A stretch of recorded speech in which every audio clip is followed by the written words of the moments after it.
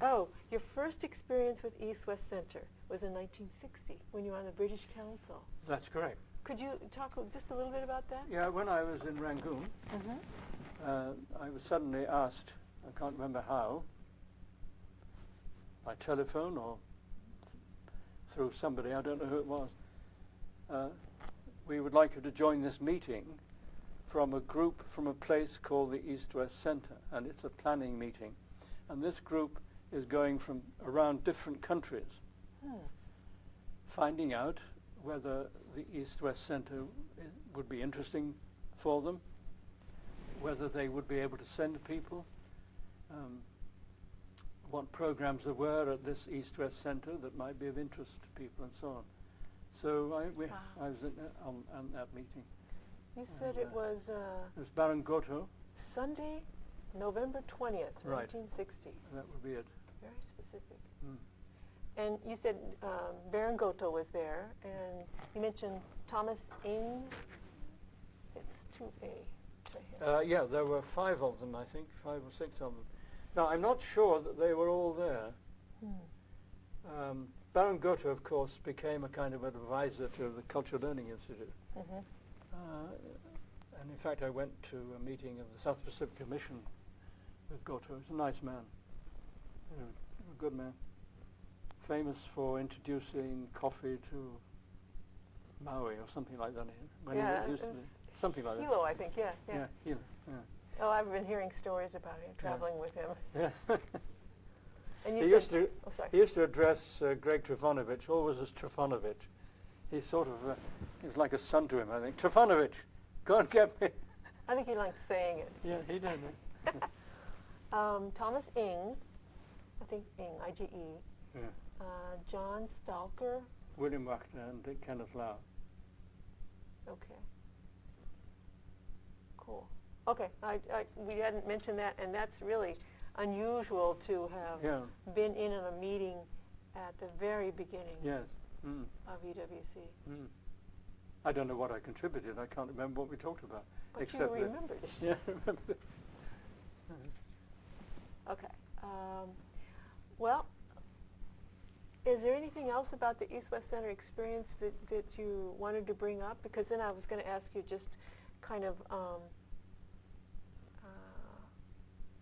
give us a sketch of what you've done afterward, and whether or not your long-range impact on whether or not the East-West Center had a long-range impact on you yourself, on your career, or on your values. First of all, I think it's very pleasing that the president of the East-West Center is a former CLI fellow. That's very good. Secondly, that who started off as our program officer, then became senior program officer, and then we worked it out so that she could take law classes, qualified as a lawyer, and became a member of the Board of Governors, namely a lady who used to be called Lynn Anzai, and now is Lynn Flanagan. So it's nice to know. And of course Bill Feltz is still here. Right. How Bill Feltz managed to stay here for so long, I don't know. But I brought in Bill basically to start a little library collection. Well, that's right. Because there was no library. The CLI library. Yeah, so we've got to have some books, some leaflets and so on. So he started. And who else? Well, of course, Dick Weyer. Dick Weyer. Richard Weyer. I brought in Dick. It turned out that we were in Japan at the same time. I didn't know him. I never met him. But we both knew the same cultural affairs officer in the U.S. Embassy. And so the cultural affairs officer, whose name escapes me for the moment, possibly mentioned him. But anyway, he would know that person. And it was the cultural affairs officer who gave him a 1-year, or managed to arrange for him to have a 1-year... like a sabbatical? No, what's that?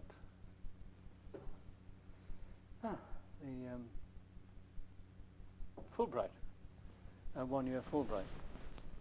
Who was this? Bill Phelps? Richard Vire. Oh, Via. That makes much more sense. Yeah, Okay. Richard Vire. Because he was then with Mary Martin, which was doing a tour of Japan with South Pacific, and he liked Japan so much that he stayed when the company moved on, wherever they went to after that. He was then stage manager or something of that sort. So I never met him in Japan, but I met him here. He came, I think he may have come on a holiday or something. Anyway, we managed to get him. We knew what I have always believed that you can use drama in language teaching. And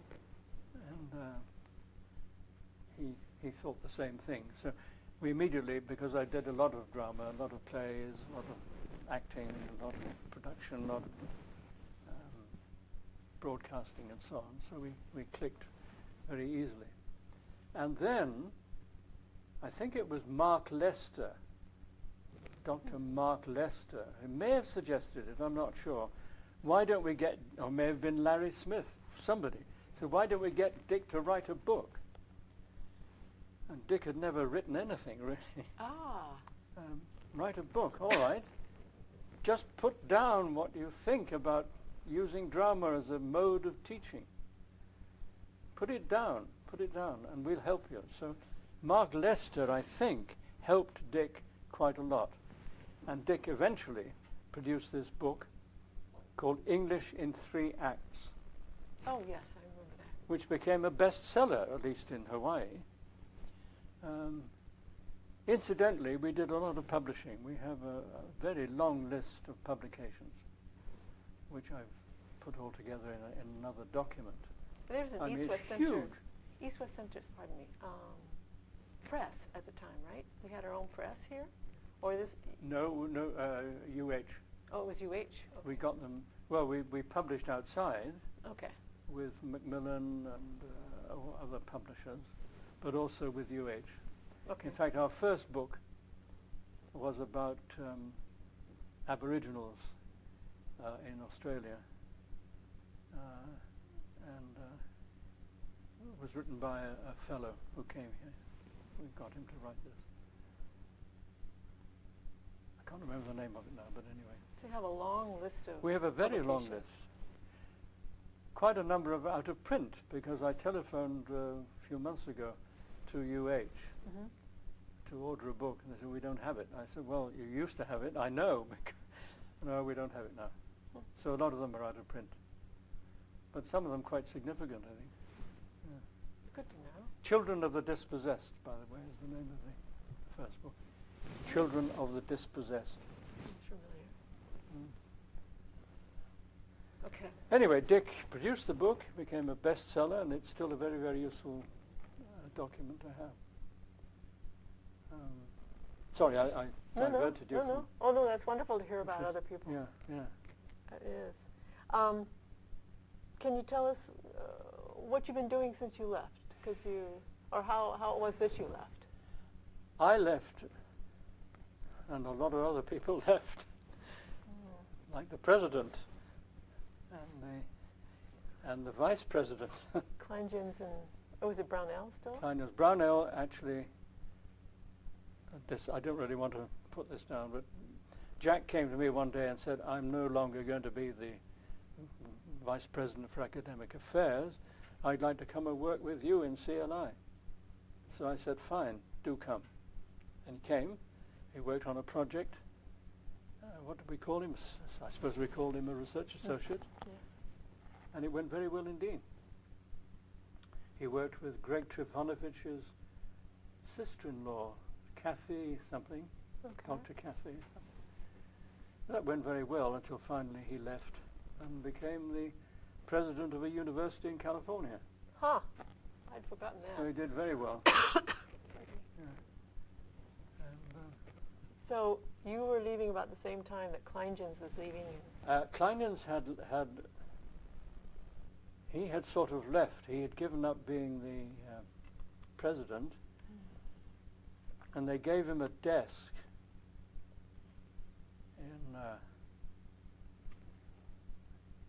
in Jefferson Hall, in an empty room, where he started to write his memoirs or something.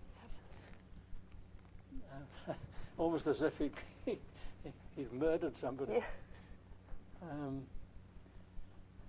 It's interesting the way all that happened, really, because I don't know whether I should say this or not. Why don't I, if you keep it within you? There was a man on the board called Howard Chernoff. This is very much private information. I would hate for it to be. Okay, so off the record. And in any case, I'm not completely sure of my facts because I really wasn't there. Okay. But I do know that Howard, who was actually quite a nice man, I stayed with him and his wife in the flat in San Diego once. Howard owned radio stations in roundabout New York. He owned a number of radio stations with a partner. And this, again, is slightly irrelevant, but I think it's interesting. Every year they would meet for dinner, Howard and his partner and the two wives. And every year they would moan about the climate. Why are we doing this? It's raining, it's snowing, it's freezing. Why do we do this? Finally, one year they said, let's go somewhere else. So what they did, they tried to find out which was the best place to live in the United States in terms of climate, education, cultural life, etc. And they had some sort of test and some sort of way of doing this. I'm not quite sure it was. But the one that came number 2 was San Diego. Huh. I can't remember what number 1 was. It wasn't Hawaii, unfortunately. Hawaii was 9th or 10th on the list, largely because of education, I think. Anyway, they upskicked, they sold the radio stations and bought another set of radio stations in San Diego, and Howard became quite famous because he contributed not only money but time and effort, etc., to the famous San Diego Zoo. Ah, okay. Yeah.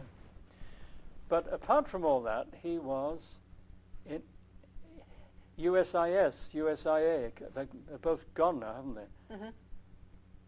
Which was the American side, the USIS or USIA? One was domestic, the other was USIA. Well, he was deputy director of USIS. Okay.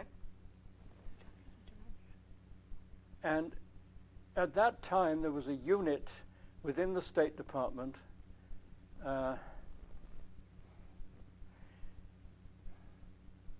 what was it?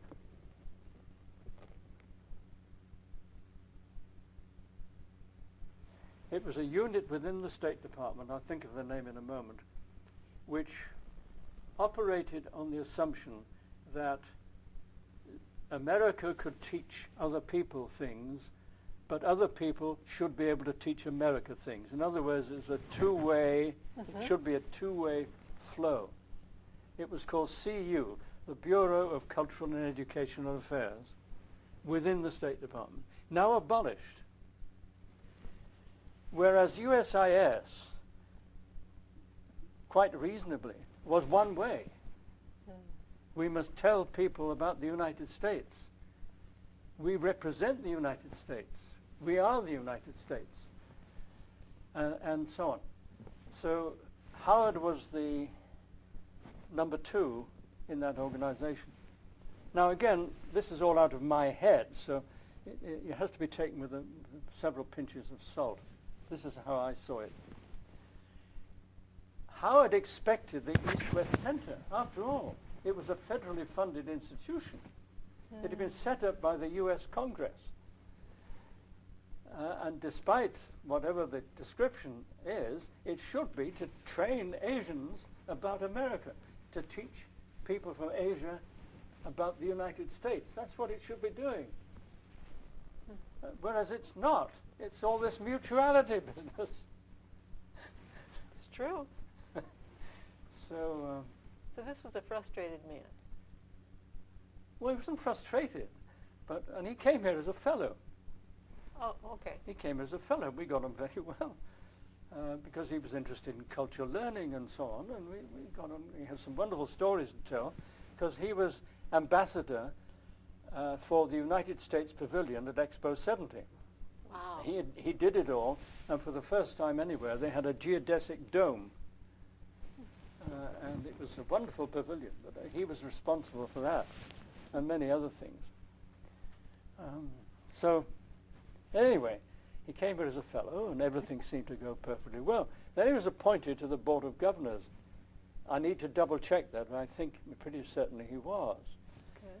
And I think somehow or other he didn't get on with Etz and didn't get on with Jack because they were mutual. We can learn from you as well as we can teach you and so on. I think too much for him. He couldn't. They should be doing this. They should be representing, and I think there was something like that.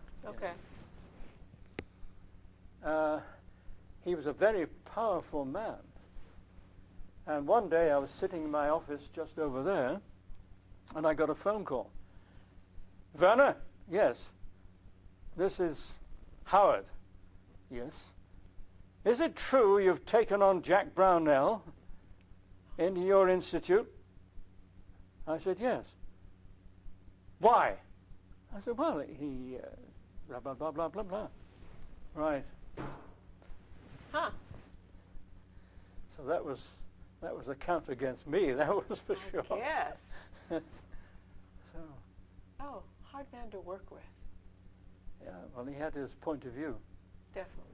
That's So definitely. that was that. So But when these come back to you, when this transcript comes back to you, you can go, well, yeah, just cross as off well, what you don't want. because it's old history. Anyway,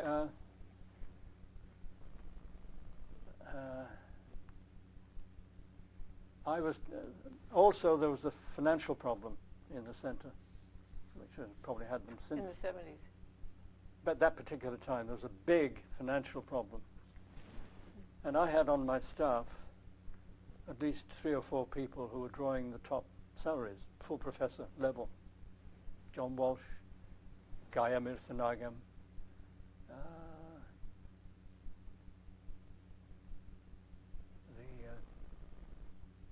2 others, I can't remember who they were now, at least 4 people drawing full professor salaries.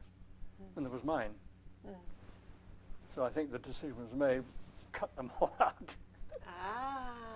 And not only that, let's do something about the Communication Institute also.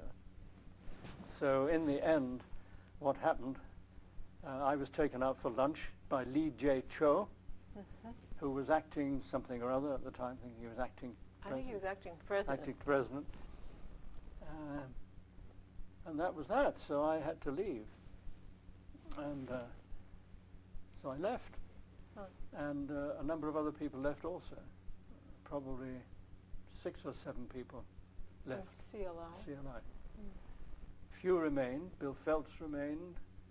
Jeffrey White remained, but he's a professor at UH. Travanovich. Did he stay? Trifonovich stayed. When I left, Greg became the acting director. That's right. Until Bob Hewitt became the interim director, until Mary Bitterman became the director, which she did for 4 years. And she became the director of a combined They combined it. and Yes, culture that's and right. communication. Right. That's right. So they laid off some people from the Communication Institute as well to on a money-saving exercise. Now the story I don't know, and I'm meeting Larry Smith later this week, that brings me to an end, as it were. I don't know. I know that Victor Lee came in. And Victor did very well for X number of years, 5 years or so. And then he wasn't doing so well. Then there was a tremendous fight, not physically, with the Board of Governors, referred to in the advertiser as by the chairman of the Board of Governors, we got down to bare-knuckle discussions, he said. Wow. There was a lot in the newspapers. So then Victor was out. Then some other gentleman came who nobody seemed to like. I can't remember his name. Michael Oxenberg. Who was said to be more interested in his own research. I don't know anything about that. I wasn't here. Hearsay. Yeah. But interesting. So Larry, what's Larry going to tell you about the rest of the story? Well, I don't know what happened after I left. He's going to fill you in. After I left. He may do, he may not. He's a very tactful person. Oh, I bet. And I haven't asked him. I've met him several times and I've never asked him. But I would like to fill that in just to complete the story. And then what I referred to as the white hats come back. Explain. Charles Morrison is appointed. A CLI person, as it were, if you like. Yep, CLI alumni. But right. a very good appointment because he knows Washington. And what I can't quite understand yet, and I hope somebody will explain it to me, there is an East-West Center in Washington. Now, another of the problems confronting, again, not for the record, ETS, was that there was a lobbyist in Washington called Jed Johnson, and basically we hired Jed because nobody knew enough about the East-West Center, and there have always been stories about setting up East-West centers in other places, like Arizona. Oh, heavens. And apparently in some office in the State Department there are papers up to the ceiling from other places saying we should be the East-West Center. Why Hawaii? Stuck out there in the middle of the Pacific. Anyway, what was I going on about? Jed Johnson. So he became a kind of a lobbyist, basically to tell people about the East-West Center and arranged meetings and so on. That got to the ears of the State Department. They were absolutely appalled. And I remember one lady a group we worked with saying, they can't do that. They shouldn't. My God, they shouldn't do that. Never do that. Never do that. Wow. You get federal funds and so on. If they knew that we were lobbying, so on. So I think that was one of the problems that ETS had. So Jed was laid off, I suppose. So I can't quite understand now why they're able to have an office. You have to ask Larry. Yeah. It's It's good they should have an office. But yeah. Oh, and they're also talking about maybe opening another one in Singapore. yeah, In Asia, for example. yeah, that'd be a good idea. Oh, yeah. No, I think it's wonderful, and they seem to be doing a lot of workshops and lectures and kind of explaining what's going on in Asia.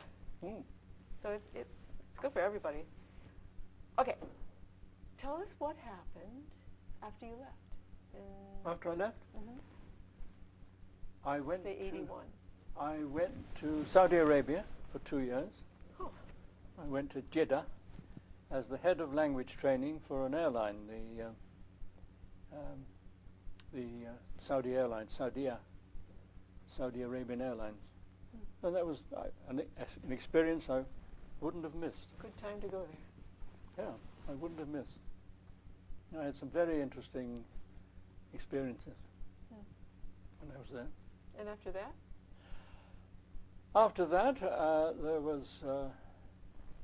was suggested to me that I apply for a position in Hong Kong as Assistant Director of Education and also the substantive directorship to be the director of another new institute, a new institute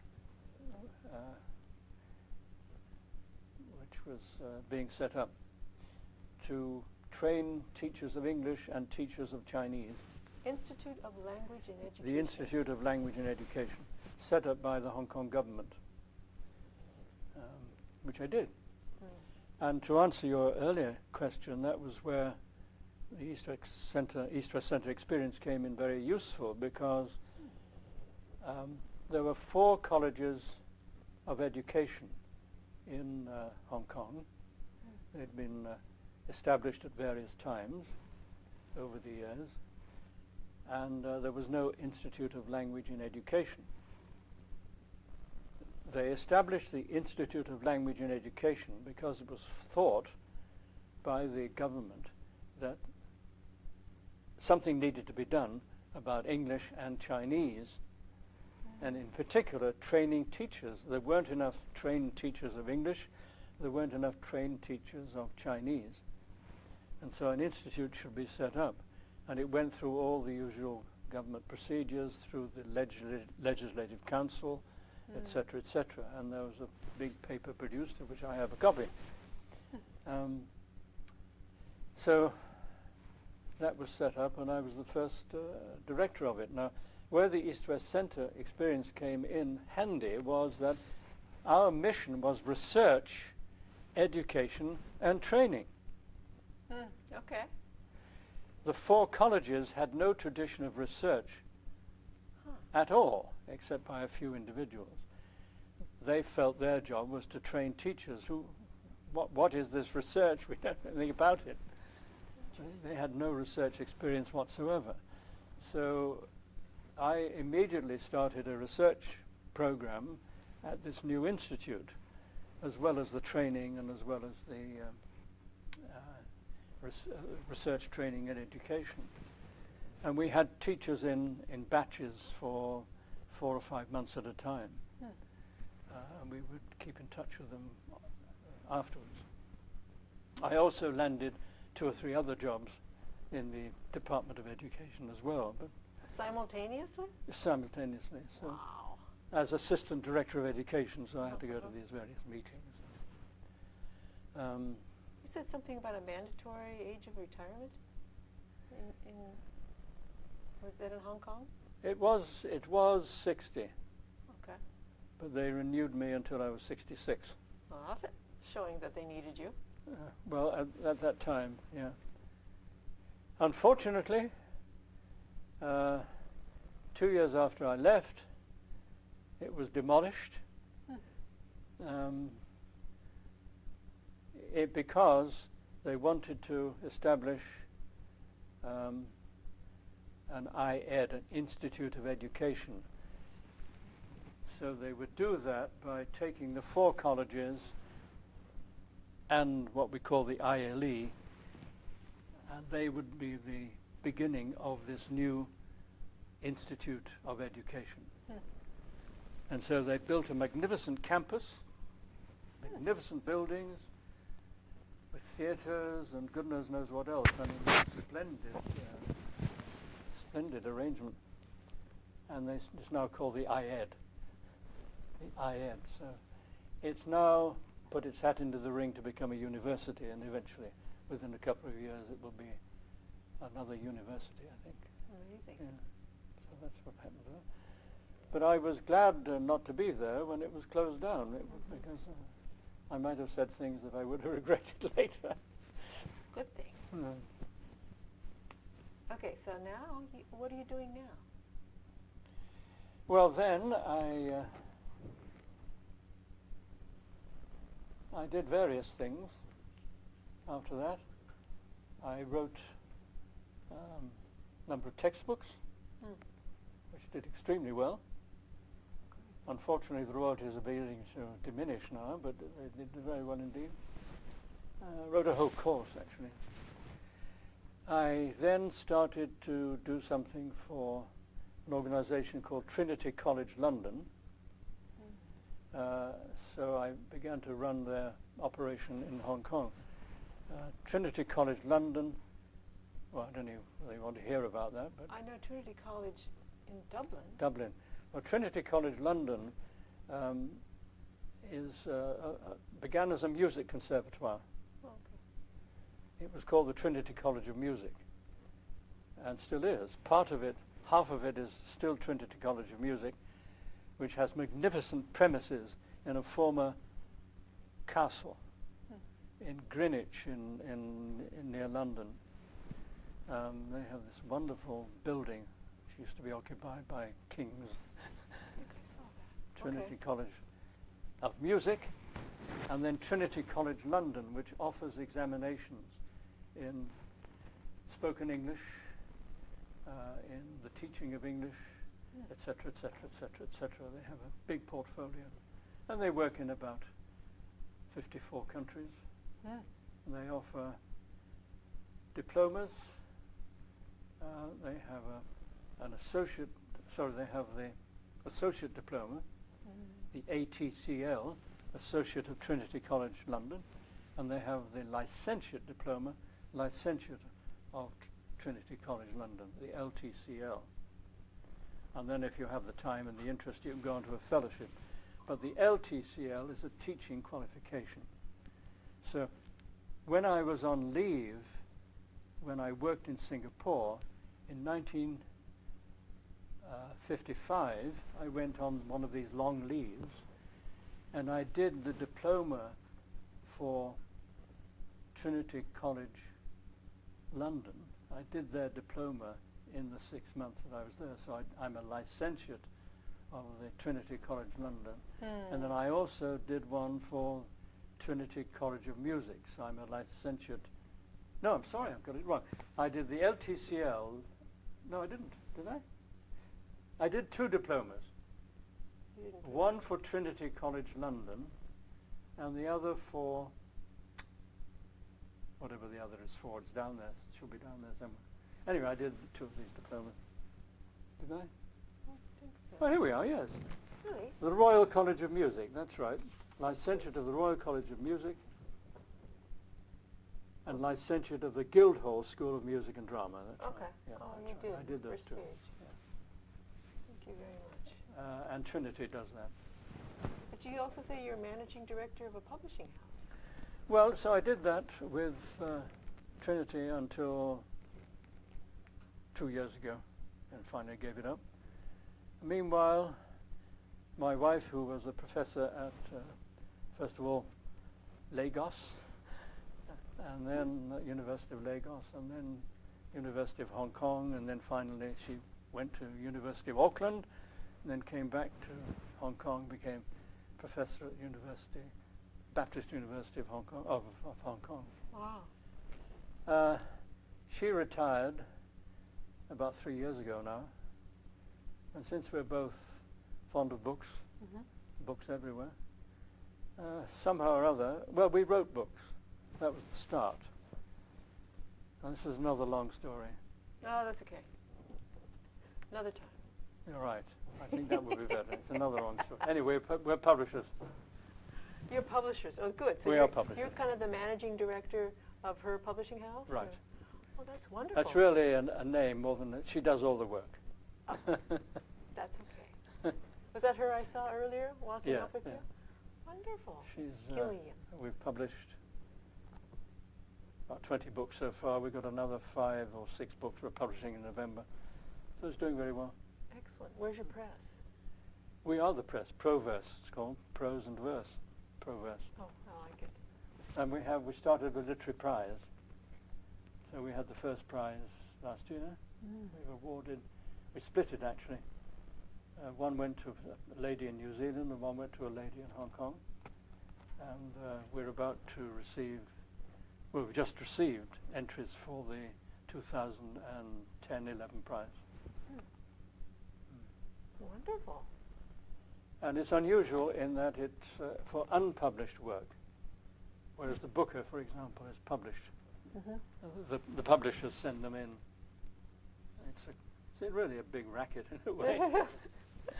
But, The Booker Prize, right? so ours is for unpublished manuscripts. So if they win, they get a small cash award of 10,000 Hong Kong dollars, and they get published. And we publish them. Which is a big thing, Yeah. especially if you've never... So the published. first 2 will be coming out in November. That's nice. Hmm. Our last question, we ask everybody. How do you want people to remember you? Do you remember me? I have no idea. Didn't I write it down there? You did. It's the very last thing. But this is kind of like the tombstone question. You know, Yeah. How would you want them to think about you? Mm.